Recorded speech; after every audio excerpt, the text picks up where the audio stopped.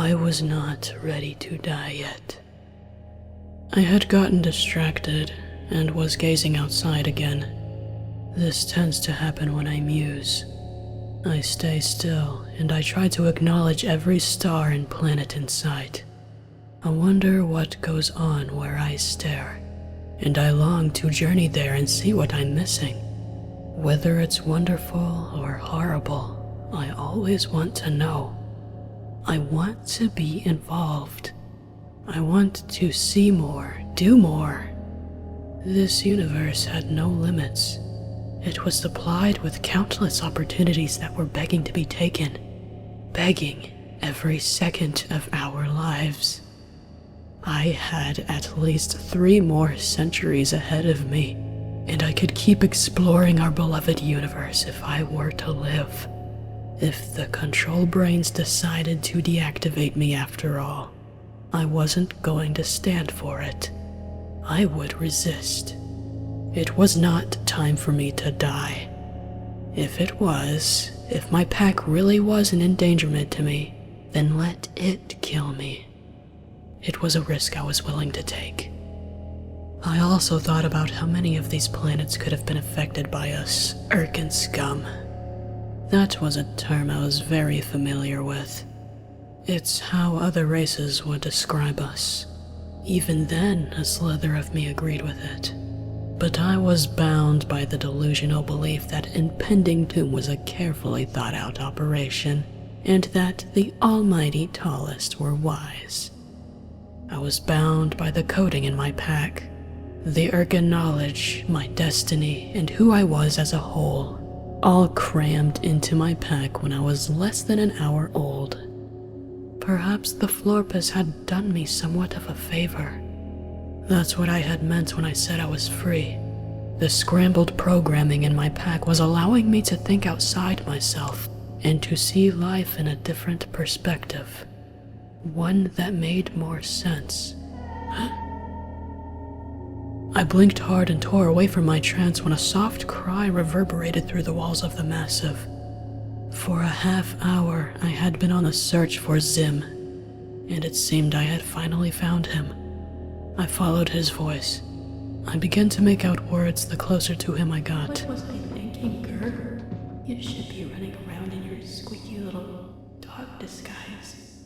On that mission to build that mountain of chicken pot pies you wanted. I could let you do that if you would just... I found him in a room very small. 3 lights were directed to one area, leaving the rest of the room dim and dreary. In that brightened spot was Zim, his back facing me. He was blocking part of what was in front of him, but right away I could see a violet metal table. Screws, bolts, and many tools were strewn all over its surface, and a bit on the floor, where there were also bloodied wads of fabric. They were all for Ger. He lay sprawled upon the table, no longer glistening with red, though some little smears were still left. From the looks of things, Zim had cleaned up his little sir, then made a desperate attempt to mend and revive him. It can't end this way. Respond to your master. Speak to Zim. He was pleading, but he sounded to be on the verge of giving up, running low on energy and emotion, utterly depressed and exhausted. He both spoke and appeared as if living had become difficult to the point to where even the simple beating of his heart was painful. Wake up. Speak. I had to approach this delicately. Zim may have been calm at this moment, but his mental state was fragile, and I would not ignore what he was capable of. He was known to be reckless and irrational, in an obnoxious way. This time he was hostile. I took one step inside. Zim. His antennae twitched. He turned his head to look at me, glaring bitterly. I raised my hands up evenly to signal that I meant no harm, as I very carefully inched closer. I stopped when Zim whirled around to face me, backed up all the way against the table, and shielded Ger as much as he could with both arms, visibly letting me know that the distance between me and them was close enough. Who are you?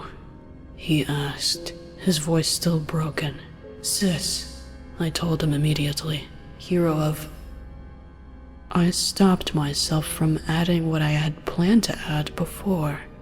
Now that it was halfway out, I found that it was stupid. What good would boasting do at a time like this? I knew Zim wouldn't be impressed or interested. I mean, someone who understands.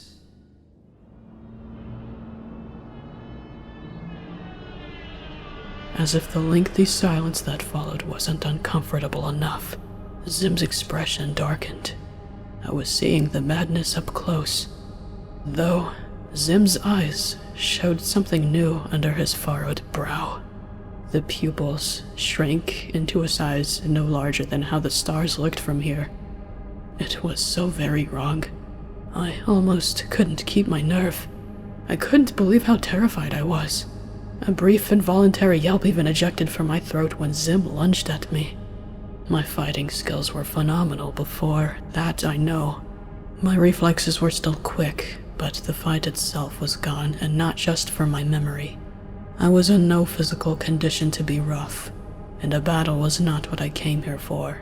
I did not wish to do this. Zim, calm down. Zim, wait! I dodged Zim's attack. I dove across the room and landed on all fours. Zim must have landed faster than me meanwhile. All I had the chance to do was whirl around in a sitting position before his mass crashed on top of mine. Zim had been strong enough to toss around the tallest like the sack of donuts they were, therefore could toss me around like a smaller sack of donuts, which he did in a corner.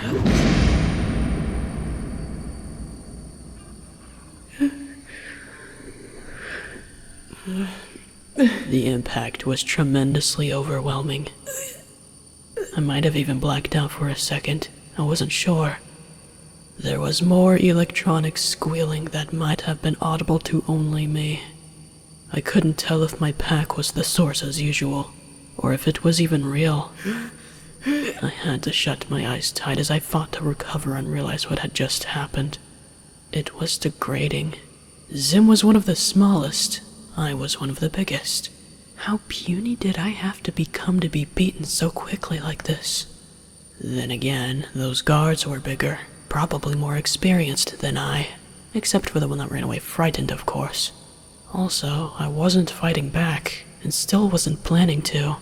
I was big, I was strong, but I had no fuel. Zim had fuel, provided by his own insanity, it seemed. My vision was starry and cloudy when I did my damnedest to pull my eyelids apart.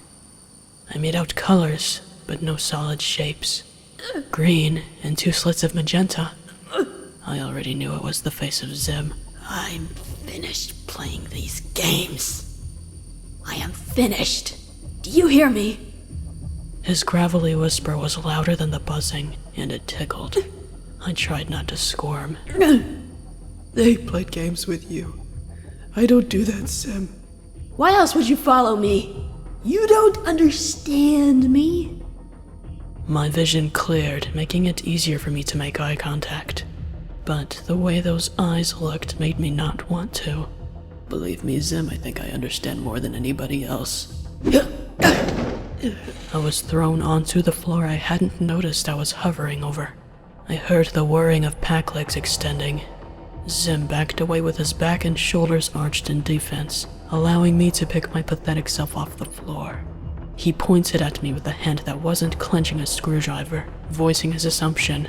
You want to start from square one. Play nice with me. Get me to trust you so you can just... Something distracted him from finishing. After a short pause, he asked, more quietly and curiously, Why are you like that? I knew what he meant. I finally managed to stand up after stumbling a few times. When I did, I humbly turned around to show him details. The tallest, that's why. Zim's pack legs withdrew. His rage was visibly half replaced with confusion. Those two ruined me, I said, painfully and sincerely. Zim blinked his expression away, and it became blank. His eyes were back to normal, to my relief. I looked at Gur's still form on the table. They also had my Syss unit ripped away from me, but you at least have the body of yours. Zim trembled indignantly. You think that matters? There's nothing in this body. It can't report for duty. It can't laugh or run around in circles or... He too looked at Gur, and his antennae drooped like before, despairing at his failure to fix Gur, and despairing at the thought of a life without watching him do the things he just listed for me.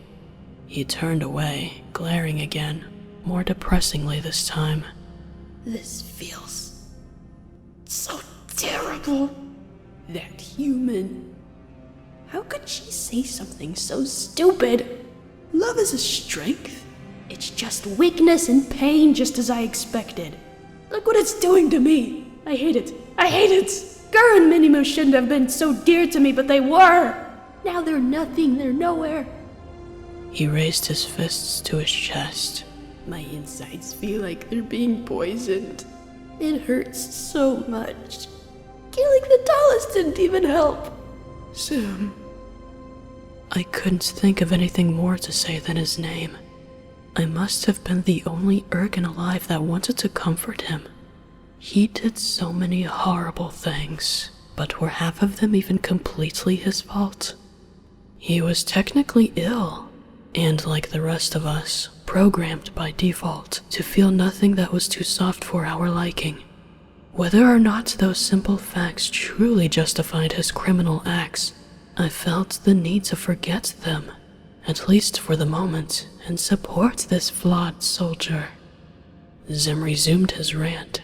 That Dim and Sita, they should have let me die.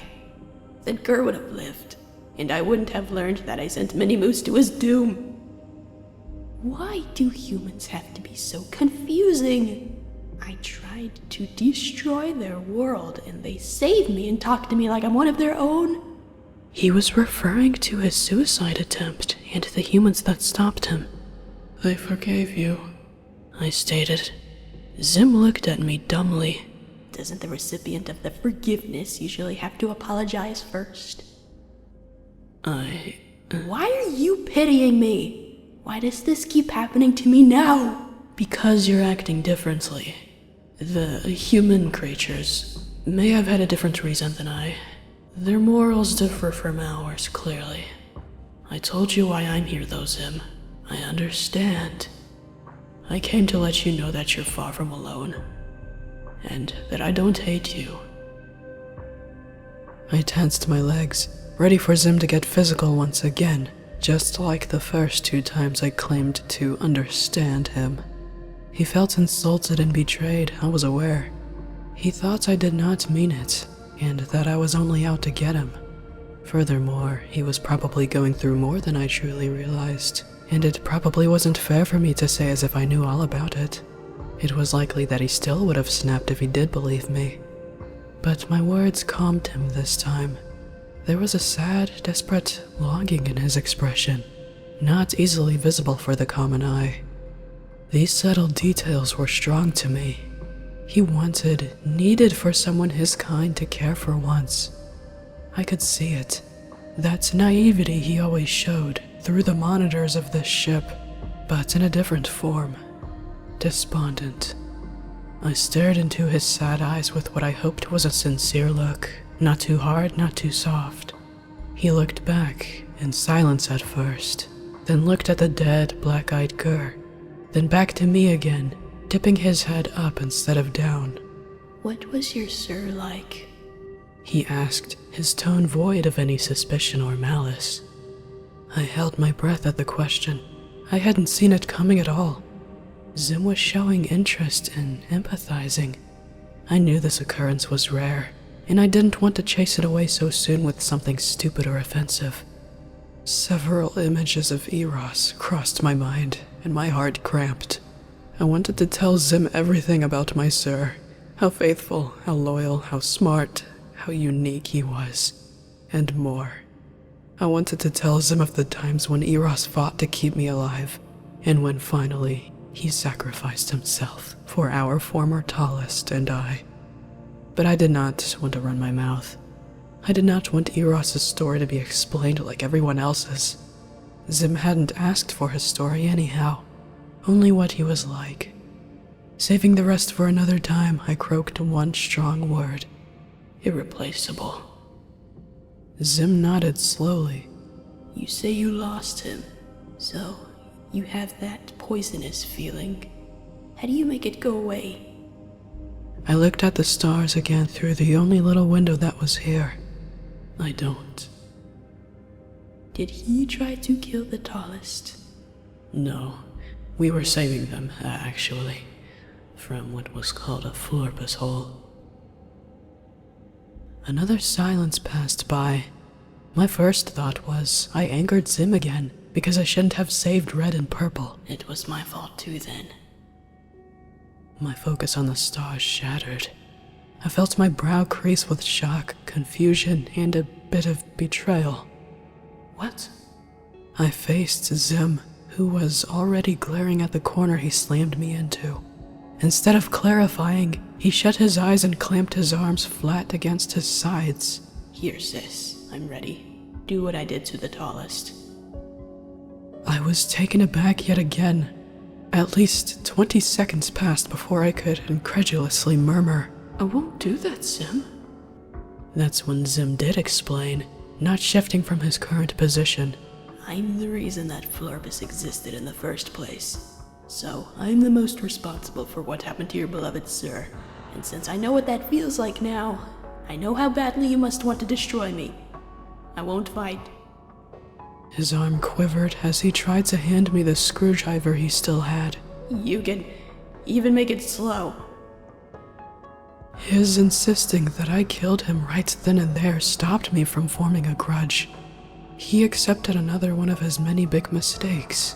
It wouldn't legitimately make up for those mistakes, of course, but for him to be punished so severely when he already had enough would be disgusting.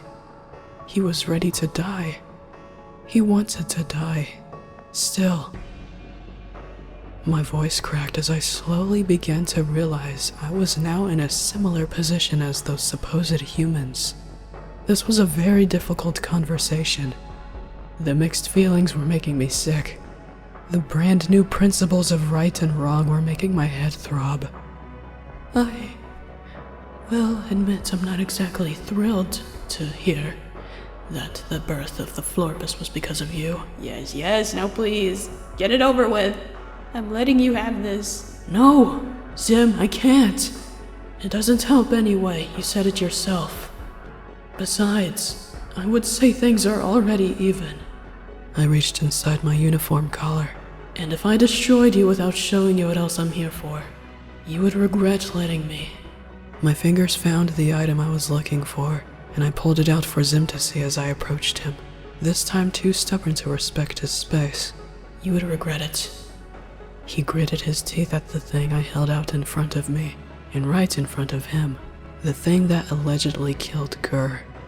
Clearly aggrieved, Zim scowled at it and quietly demanded, Get that cursed thing out of my face. I did as he wished. I'm not here to make things worse, Zim. I want to help. Zim put aside his desire to part with the universe, annoyed with me. What? How? How could you possibly do that? Did you hear what it said? What the tallest said? Gur is gone! Shut down! Erased! Not in the way they put it. I calmly told him. What do you mean? Zim asked, impatient but willing to listen. I again showed him the misunderstood object. Gur isn't gone. He's in here. Zim's mood changed in an instant. His eyes widened, his lips parted. What? He dropped the screwdriver, took my object in his own hands, and examined it carefully, in the same manner as when he forced Gur to look at him before he died out. Don't lie. Please, don't be lying. I can't take it. I'm not. Knowing what you've gone through, I understand your trust issues, and we've only just personally met. Zim indignantly narrowed his eyes at me. If you are lying and this is an act of revenge, please leave Gur out of it. He doesn't deserve it like I do. Slowly and sternly, I told him, I can't do anything more than look you in the eyes and give you my word. Though his expression remained, Zim relaxed. I know that. I do. I pointed at the thing he was cradling. While I was looking for you, I took a closer look at this gadget. I know what it is. What is it then? Tell me. Tell me! It's called a Syss drive. What it said was misleading. It doesn't erase data from existence. It only erased him from that little robot body. His personality, his memories, everything that made Gur was transferred to the drive. This was invented mainly as an efficient way to upgrade a Syss to another model. My explanation gave Zim hope, but he was anxious. How do we get him out of there? Wait, I kicked it. That didn't affect anything, did it? Can he feel anything? Can he hear us? I'm not entirely sure. Let me see it. He was quick to trust me with the drive, much quicker than I expected, considering the information I just provided him. The Syss he thought he lost was in that little thing. I didn't think he would be willing to let go of it. The two of us were now by Gur's side, as I pried open the lid to his head and tried to work my magic. My pack sparked every so often when I did so, as I recognized the internal parts of a Syss one by one. Gur's assemblage was a disaster, and the sight of it alone made it obvious that he was not built with the slightest bit of care. I was surprised that he was able to function at all. Zim began to prate on about an incident that happened back on Earth. It seemed to help put him at ease. We had a similar situation happen once. I wasn't as worried then because he didn't shut down like that, and like I said, he's taken worse damage. He really did explode, you know. More than once. Anyway, the house, me and Gur, we were trying to fix the brain to our house. Our fake, computer-y Earth home. I was too high above to see what went wrong, but I think he got in the way. When I came back down, he was out. And I could hear his voice coming from where I'd normally hear the computers. He could control everything in the house. Gur was the house for a long time. He didn't want to come out until he realized he couldn't eat the human food he was attached to. I could tell by his chattering away that Zim had warmed up to me. I concealed my amusement at this. I take it that's an example of what you meant when you said he wasn't useful in the ways you hoped for. Zim nodded sadly. Yes, but I kept him around. He needed me. I spared him a small smile. You're a good master. Zim may have returned the smile, but I had to focus my eyes on Gur's internal structure. There was a plug-in that I needed to locate. I was beginning to worry it wasn't here. I let Zim share his thoughts while I kept mine to myself. He's been more useful lately, as you probably saw back there. That's the longest I've seen him stay in duty mode by himself. The tallest got to him as well as they got to me when they told us the full truth. And nothing ever gets to Gur. Not like that. I lost count of how many times I've called him terrible. It was never enough to wipe the grin off his face. He didn't mind the yelling or the insults. His tone became doleful. Even so, if there's any chance I can have him back, I'm going to be more patient with him. Like he was patient with me. While he said this, I found a plugin similar to the one I was thinking of. Though it was a different design, it was still an acceptable format. After I jammed the Syss drive inside, it glowed green, confirming my success, then further doing so in vocal form. Data successfully restored. Even with it saying something positive, Zim still did not approve of the voice. Be quiet! Be quiet! Can you shut it off? There was a single button for that. I pressed it, and there was silence. Zim stood closer over Gur. Now what? Did it work? After what had happened to me, I could not entirely trust my capabilities. I don't know. It should have, but... Gur? Zim watched closely for signs of life, as I did.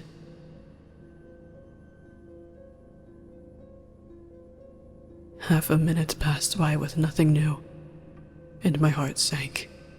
I felt terribly guilty and discouraged. Zim's face and antennae fell. No. What's wrong with you? What's wrong? I looked to the floor. I think I know. When using a Syss drive, you see, the Syss is meant to be in sleep mode. Gur was still on, which was why the removal was painful for him, and why the display of it was alarming. He may bounce back slower. Zim leaned over the table, impatiently trying to meet my eyes. But he will bounce back. You are sure he will? I'm not sure. I won't lie to you. I'm sorry.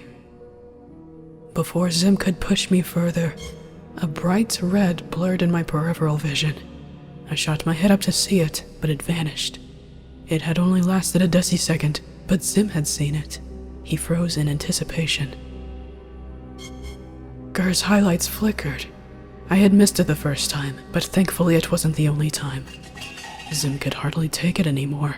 He almost tripped over one of the tools on the floor as he scrambled to where I was standing, nearly running into me. He placed a hand on the little robot's chest. Gur, come on, Gur, show me you're all right. Gur flickered red again, though that's all that kept happening. That's a good sign at least, I offered. Zim raised his voice at me. Not good enough. He's struggling. He shouldn't be struggling. I told you it may be slower. Zim said nothing else to me, now focusing on nothing but Gur's progress, which was declining. For 15 seconds too long, he stayed black. With the hand that wasn't touching Gur, Zim formed a fist. No, you can't give up. I let you get away with a lot of things, Gur, but I'm not letting you get away with this.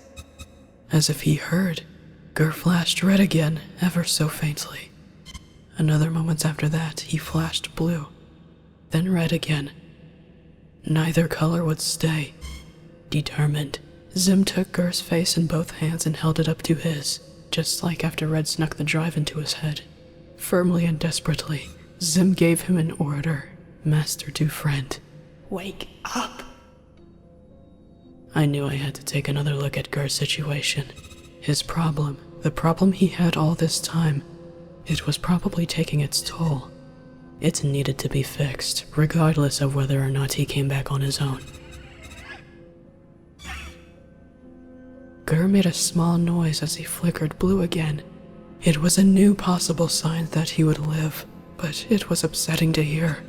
I didn't know what it was, a cough or a gasp. Zim's eyes were twinkling now. He gritted his teeth, then gave Gur a Syss unit's favorite thing to have. The best way to let a Syss know that they mean something to you and the universe. Praise. You did a good job out there, you know. Good job, Gur. As he began to say this, Gur's highlights finally locked onto a color other than black. Red was first, then it switched to that light blue. Zim gaped at his little Syss, as his little Syss stared back at him blankly. The table clinked softly as Gur began to move his arms. They trembled as they weakly rose in the air. His eyes were semicircles as he squinted from the effort. Zim came to understand what the outstretched arms were asking for, and very quickly pulled him into a tight hug. Then came the robot's first words, which would stick with me for the rest of my life. Thank you. I made this happen. That little voice could be heard again. Zim had Gur back. I chortled. Zim's antennae perked up, and I cringed, hoping he didn't mistake the laughter for anything more than relief. One of his hands shot out in the blink of an eye to grab my uniform collar. I was prepared for him to throw me across the room again. He instead yanked me closer, to embrace me with the same arm. His face pressed into my chest. I heard him hiccup. I froze at first. Hugs were a rare thing to want as an Irken. I brought one hand to Zim's pack, and the other on top of his head, and suddenly it wasn't weird to me anymore. Gur, still cradled in Zim's other arm, reached around to accept me in the bundle of emotion.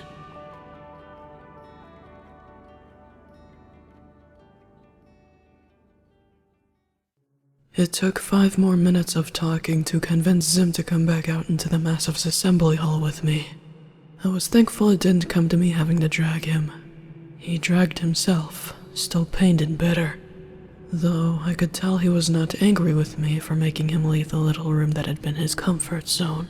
He seemed submissive with me almost, but that could have been my self-regarding imagination. Zim failed to go 5 seconds without turning his head to check on Gur, who was tottering close behind, at least as close as he could. Gur would not perk up. The soft smile he even had wore off. His one antenna hung low, a common sign of a distressed SIR unit, even for the newest models. Gur fell behind, which was becoming more frequent each minute. Zim paused and waited each time. Come on, Gur, he said, with gentle authority, as if to not demand, but encourage the SIR to try his best to keep up by himself. Gur straightened up and saluted, flashing red in response. Before he could conclude the salute, he collapsed, face down on the floor for the 3rd time during this one trip. Just like the last 2 times, Zim cringed, knelt down, and helped Gur to stand, and held him steady. Before, every time Zim let go to lend Gur the responsibility of standing up on his own, he would stumble, and Zim would catch him and keep holding him until the wobbling ceased. This time, Zim hesitated to let go. That horrible soul-sucking thing. He muttered under his breath. That said, come here. You need to save your energy. That was probably going to be my last time in a while seeing Gur on his fate. Zim carried the dysfunctional SIR through the remainder of the journey back to the hull full of Irkens, who were surely talking behind our backs to pass the time. Gur, horizontal in Zim's arms, dangled his head back to curiously look at me upside down. The angle seemed to entertain him, for he smiled and stuck his tongue out. "Hello," I said to him. Who is it? Gur sing-songed. Zim introduced me before I could myself. Even though the way he did so was very casual, his choice of words more than flattered me. A hero, Gur. This is Syss. She saved you. And she might be able to save us all from this madness. I'm done with the madness. I'm sick of it. Quite literally sick of the madness. Sick as in infected. We all were.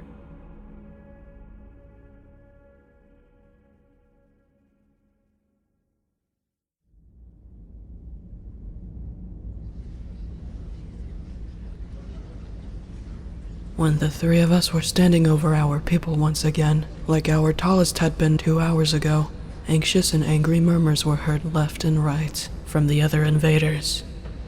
I studied them. I looked at their stupid, ignorant faces. Careless, though? I intended to find out shortly once and for all. If the once most shameless and stubborn defective wanted to change, how hard could it be to get these poor fools to admit the same? Professionally composed, unlike before, I inquired. Soldiers, what are you whispering about? They gazed upon me sheepishly. I hoped they didn't take to heart my threat to take down any departing ships. My experience with Zim was my first lesson of patience and understanding. Please, don't tell just your neighbor. I genuinely said. Tell all of us. We will work together, starting with coming clean. Work together? To do what? One Irken cried. We need the control brains. They have to tell us who our tallest is now. And whoever that will be needs to use the discussion we're about to have to make this better. I responded. What discussion? And Irken number 2 spat. Do we really need yet another drawn-out conversation over that ticking time bomb and how he's the one who should be dead? I looked behind me where he was pointing. Zim was too busy trying to give aid to Gur's impaired motor skills to defend himself from yet another put-down. Legally dead too. And Irken number 3 added. If his corrupted data didn't crash the control brains during his existence evaluation. That SIR is just like him. And Irken number 4 added. The tallest had him shut down, and yet there he is shut back on again. Why do the worst have to be so lucky? The Irken race shouldn't have to be tainted by physically and mentally broken wastes of space. Yet they refuse to just stop evading their fate and die like they're supposed to. Now Zim was angry. He stomped in front of me with his fists and elbows raised far behind him. Hey! Being in the worst condition isn't the same as being the worst. The worst wouldn't be strong enough to endure this much pain. I speak for both Gur and myself. He averted his eyes to the said robot, who happened to crumple to the floor once again just as soon as he stopped yelling. Zim turned back to the other soldiers with a look of grievance, and an open arm gestured to the fallen Gur. Look at him. Look at him, you fools! You dare say he doesn't deserve to exist when he didn't build himself out of scraps and paper clips? You dare speak as if I asked to be born a defective, or born at all for that matter? When I already just said in front of all of you that I tried to do the tallest the favor they so asked for. I tried. I gave up kidding myself. And I tried to escape this wretched life. I was so close. All the courage I had to muster to jump off that bridge, and then muster all over again when my back latched onto that bridge. He was not holding back at all.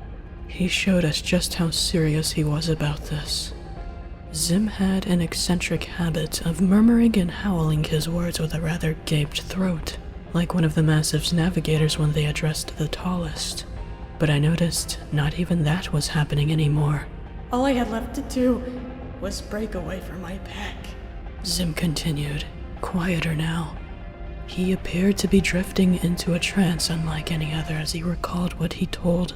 I thought with this one last task I would finally be gone. I would finally find a way to please my tallest and the rest of you. I would stop feeling pathetic and insecure, and I would stop feeling it all. And so, with a loose plank from the bridge, I disconnected my pack, and I fell and let fate do the rest. The polluted earth water swallowed me whole and started burning and choking me to death.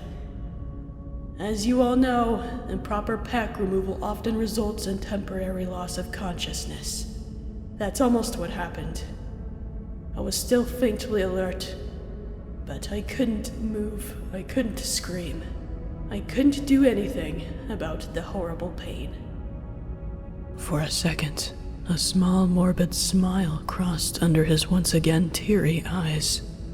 Thankfully, though, my reaction to the horrible pain made me choke quicker, and I was out in no time. Stunned silence. I was almost there. Zim stated boldly. I did it.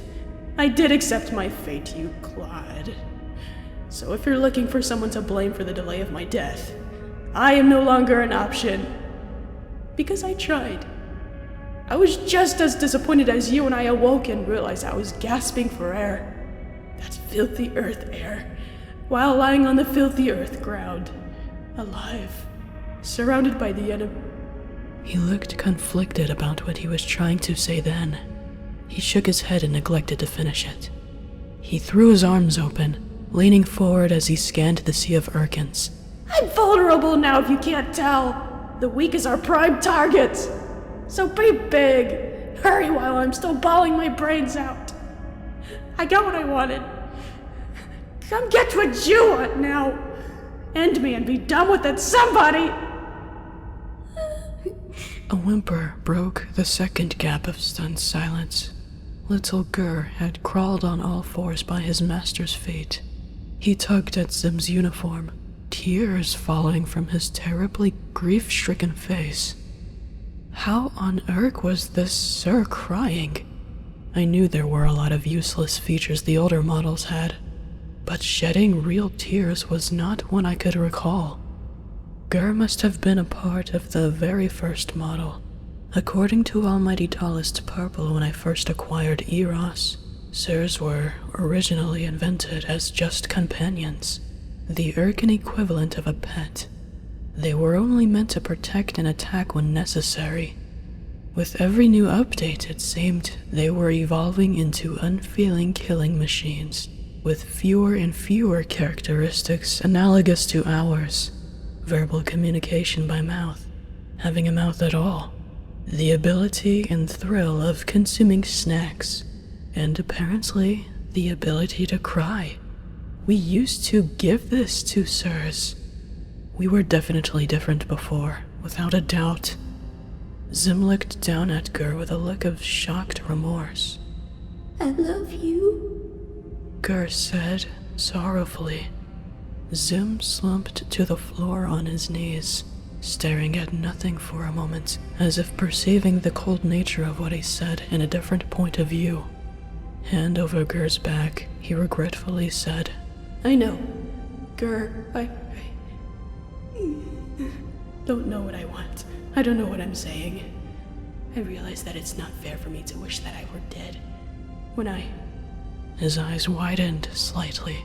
Thinking you were gone forever was such a horrible feeling. And you feel the same way about me when I talk like this, and when I try to find a way to. I'm sorry, Gur. As the two of them embraced, I tackled my turn to speak and faced the other soldiers once more. What held you back? They all actually looked guilty. When I was down there earlier, I had seen these expressions upon my neighbors, especially when Purple blatantly told Zim to kill himself, when Gur was shut down, and when Zim wept for Gur. I waited for an answer. I didn't appear to be getting one anytime soon. I knew I had them. They had to sense something was morally wrong. Zim is alive, I said. He's come this far despite his many deadly experiences, because it is obviously not his fate to die at this time. That goes for poor Gur as well. I glanced back to see the said Sir nestling his face into Zim's chest. I then raised above my head the thing that caused so much grief and confusion. This was not officially presented to everyone yet, but I know about this because I was asked to volunteer my own Sir as a test subject. I even pitched in to make adjustments during development. This is the new Sir drive, and it did not delete Gur's data, it downloaded it. Note that the Sir is meant to be asleep in the process, or else it could cause serious damage. Not only did the tallest lie about Gur being gone for good, they put him through an immense amount of pain by building him this way, and now, with the improper usage of this Sir drive, and all just to spite Zim, they made what could have been a fully innocent, fully functional Sir suffer as a part of a petty game. How messed up is that? Not as messed up as killing the tallest. Someone cried. I glared. Oh? As if the tallest didn't do that to dozens of us. Soldiers exchanged glances. Zim gave those two a chance first, I said. He wanted respect. Now, despite what you say about us only being here to fulfill our duties, you too want respect, and rightfully so, don't you? Did you ever get that? Were you given the things the almighty tallest promised you when they wanted you to leave them alone? Were they ever fair to you smaller soldiers out there who had potential and devotion despite your size? No. Someone begrudgingly responded. I squinted to see the one everyone else turned to. They were in my way. I craned my head up, which was no help. Step aside, I strongly ordered. Quickly the soldiers scattered, exposing one of the shortest little Irkens I'd ever known. He stared back up at me, his brow furrowed in mutual resentment. Invader Scooge, I addressed him. Conqueror of Blorch, home of the slaughtering rat people. You make a fine prime example of what I'm trying to say, brave soldier. Scooge's face lit up. Brave soldier? Of course, I said. Blorch is a terrifying planet, and you conquered it. Furthermore, you conquered that planet before everyone else conquered theirs. I see you being just a hair taller than Zim makes that all the more impressive. Still very depressed and still holding Gur, Zim said. He's been through many monster attacks. I saw him survive too with my own eyes. Scooge is very good. I nodded in agreement. And yet, no matter how impressive you were, Scooge, it was never enough to get the tallest to change their opinion of you. Yeah, that's right. Scooge confirmed in a defeated tone with a defeated shrug. Look at me, Invader Scooge, I respectfully told him as I faced sideways to expose my wounds. Even us bigger soldiers have suffered from the carelessness of tallest red and purple. At least you can be glad knowing you've been able to walk away unscathed. I want you to look at me and be proud that you're not in such a state. Because you're stronger than the tallest thought. Or perhaps they already noticed that. They knew they had underestimated you and were too high and mighty to admit they did. They tried to get rid of you more than once like they did Zim, correct? Yep. Scooge said. They convinced me to sign up for Hobo 13's training facility. It took me a long time to realize why they did that. I didn't get a promotion. I was also launched out of that cannon. So we've seen. You and Zim were close acquaintances. Do you think Zim deserves death? Scooge solemnly shook his head. I really don't. No. Even after the things he did? Yes. Why? Scooge shrugged. Because. You don't have a good reason in mind?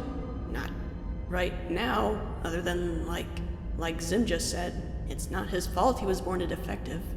So wouldn't that mean it's not his fault his priorities are sometimes mixed up? He shuffled his foot as some of his neighbors scowled at him in disgust. And I'm kind of sick of watching people getting kicked while they're down, let alone our own people. Blurch was only easy for me because those rats were completely mindless zombies, only cared about eating whatever they found. One of his neighbors drew near, raising a fist. This invader was by the name of Mal. I've heard enough. That Syss is full of curly fries. I don't think you're brave and tough. You're just lucky. Real soldiers know what Zim deserves and what the tallest deserved. The tallest shouldn't be dead. Those walking piles of trash right there should be. He was instantly met with a fierce glare of an angry red gur. Invader Mal returned it as if trying to prove himself fearless, but his body language failed him. It's the tallest's own fault Zim Sir is dysfunctional. Scooge protested. And it's their own fault they turned against them. They put up with Zim for years. Mal snarled. They answered all of his calls. They gave him a sandwich. He's an ungrateful traitor and what Almighty Tallest Purple said, a disgrace. This empire is a disgrace to itself. I thundered, losing my temper again. Our value is determined by our height and we allow that. And you're so set on these beliefs that you continue to kiss up to the Almighty Tallest after they've been destroyed. The Tallest deserved to be put to justice just as much as Zim did. They're no difference from him, I'm telling you now. They doomed themselves and the others who were on this damned ship when they moaned about not wanting to veer away from a florpus. They were too stupid and oblivious to acknowledge the danger they were in. It's true, spoke up a navigator who had been on break when the Tallest were killed and was neglecting to return to his shift. It was the same navigator who had shown the most concern when I was writhing on the floor and drew the Tallest's attention back to me and my condition. When we were approaching the florpus, I suggested more than once that we avoided it, and they called me negative. Hypocrites, they were. Before that, they made fun of my steering for a half hour for some reason. That didn't make killing them right! Mal argued. They were bad leaders, fine, but Zim— I'm not saying what Zim did was right. I clarified.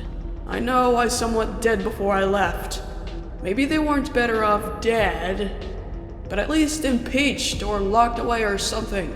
Definitely still better off not our leaders. Then what makes one leader material to you, Syss? Mal spat. Someone who gives us stickers and lollipops for every little thing we do that we're already supposed to? Someone who transforms their soldiers into spoiled brats? No. I growled. Someone who isn't a spoiled brat themselves. Someone who doesn't let their position inflate their ego and cloud their reason and judgment. Someone who does not discriminate against anyone based on their size and rank. Someone who is capable of balancing discipline and fairness. What? Well, that's not for you to decide. Mal sneered, still against me, though all the other Irkens appeared to have agreed with me. What she decides may not be valid by law. Zim spoke out, his dominant posture almost matching mine. But you know she makes a good point. Gur happily and vigorously nodded his head while pointing at me. That begs the question, though. Scooge remarked. Who administers the law now? We couldn't leave a pin in that a moment longer. In this time of crisis, it was time to turn to the control brains.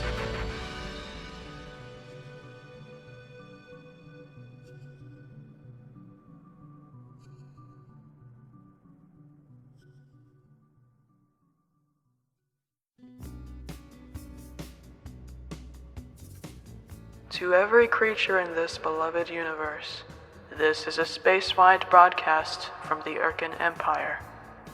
I can only imagine how disgusted you all are. You might want to hear me out, just for a minute, for now. My name is Syss. Irk's previous leaders, the leaders you've known for the past, 20 years? 25? Forgetting little things with the whole universe watching, damn it. The leaders you've known for a while, Red and Purple, are deceased. They were killed by one of their own soldiers. One of the hundreds of soldiers they mistreated, Zim. He was one of the first to realize the faults of our ways. I am another first, if that makes sense. As you may have known, Red and Purple, as well as Spork before his demise, have had a plan set in motion for years. A horrible one that affected billions of you. Drastic changes are about to be made. It is my honor, my greatest pleasure to inform you that impending doom too has been discontinued. We are currently taking steps to improve our system. So far that includes downgrading our packs, ridding them of the codes that made us these monsters. None of this may be easy for you to believe. You may not be ready to let your guard down, and that's completely understandable. I truthfully and sincerely hope that with time, you'll come to forgive us, even if we don't deserve it. I don't expect you to, not without giving you a reason. Not with a short, pathetic apology. No amount of apologies will make up for leaving the planet we set foot on in ruins, and destroying countless lives. We realize we cannot undo the past, or make you forget about it. But something is still going to be done about it. I promise to help this race make amends, and I believe I may have a good enough idea how. I'll first present it to our soldiers, and then to all of you. Expect to hear from me again in the near future. Until next time, Wait. Guff. Chatty little flying goblin thing with a diamond for a heart. Forgive me, I can't recall the name of your species. My memory was... At least I didn't forget everything about you. Guff, if you're listening, if you remember me, thank you. For treating me in such a way that was strangely refreshing to me. I look forward to the birth of over 1 million Smeets like you. Like you were, I mean. I highly doubt you're a baby anymore, judging by how long ago our last encounter was.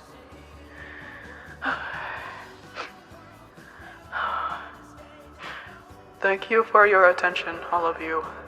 Until next time, this is Almighty Tallest Syss, Irk's newly elected leader, signing off.